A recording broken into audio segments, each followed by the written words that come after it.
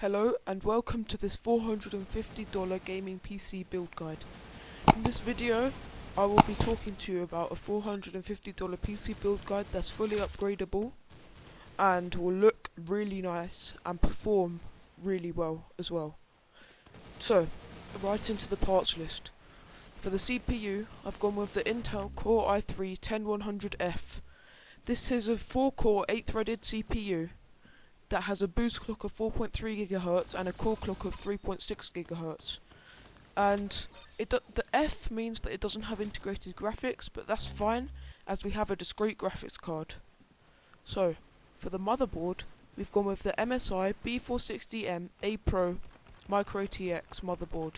This is on the new Intel LGA 1200 platform, so as I was saying, it's upgradable.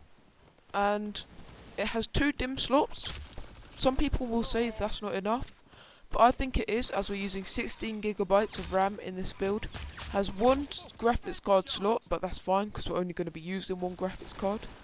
And yeah, overall I think it's a really well balanced motherboard for the price. For the memory, we've gone with 16 GB of G.Skill Aegis memory. In my opinion, it doesn't look very nice, but the aesthetics are completely up to you. You could go with a different set of RAM that looks nicer for around the same price, which is about $60. RAM prices right now are really good actually, so you could probably find one pack that looks nicer than this for about $60. But yeah. It has it's DDR4 obviously and has 3000 MHz speed, which will max out our motherboard's max speed of 2933 MHz. Now moving on to the storage, we've gone with the Transcend 110S 256GB NVMe SSD. This is fine as our motherboard has a NVMe SSD slot, and 256GB is fine to get you off the ground.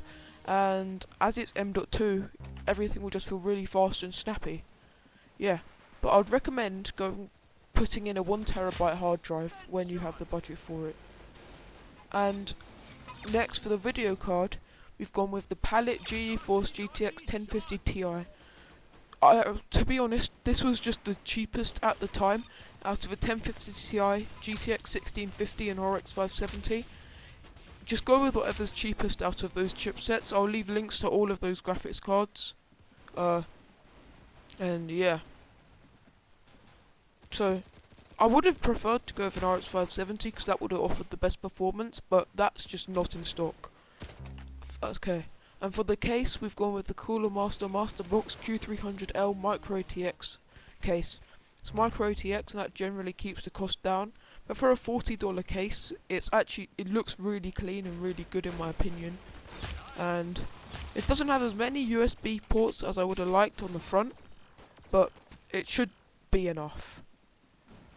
And for the power supply, I've gone with an Aerocool integrated 500W 80 plus bronze certified power supply. It's 80 plus bronze so it won't blow up in your face.